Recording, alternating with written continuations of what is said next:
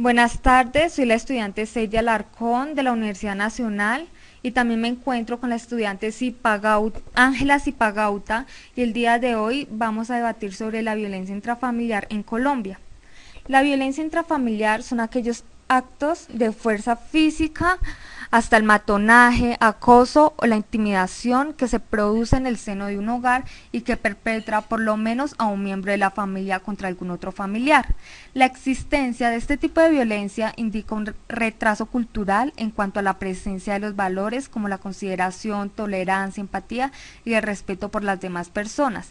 Independientemente de su sexo, el maltrato doméstico incluye a las agresiones físicas, psicológicas o sexuales llevadas a cabo en el hogar por parte de un familiar que hacen vulnerable la libertad de otra persona y que causan daño físico o psicológico.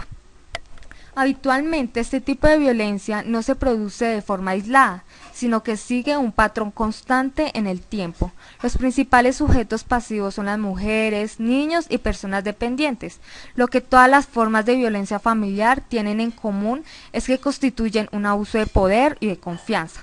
Dada la complejidad y variedad del fenómeno, es muy difícil conocer sus dimensiones globales. Ahora mi compañera Ángela Zipagauta nos va a hablar sobre los tipos de violencia. Buenas tardes, Heidi. Los tipos de violencia se dan por violencia física, violencia emocional y violencia sexual. La violencia física consiste en sujetar, inmovilizar o golpear a alguien infligiéndole un daño corporal con cualquier parte del cuerpo. Este tipo de violencia es la que más fácilmente se identifica porque sus huellas son muy evidentes. Se impone mediante la fuerza física y el miedo. Los hombres son los principales agresores en los casos de violencia familiar, pero con mucha frecuencia también las mujeres. Golpean a sus hijos y aún a sus esposos. Comúnmente los golpeadores proceden de familias donde la violencia era el medio de interacción cotidiano y así aprendiendo a relacionarse a través de empujones, insultos y golpes. La violencia emocional. La violencia emocional causa tanto daño y dolor como la violencia física. Consisten en actos o omisiones repetitivos que se expresan como prohibiciones, coacciones, condicionamientos, intimidaciones, amenazas, abandono, actitudes evaluatorias.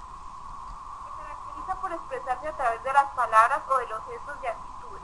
Su finalidad es herir y hacer sentir mal a la víctima a través de la humillación, el insulto, la descalificación y la crítica destructiva.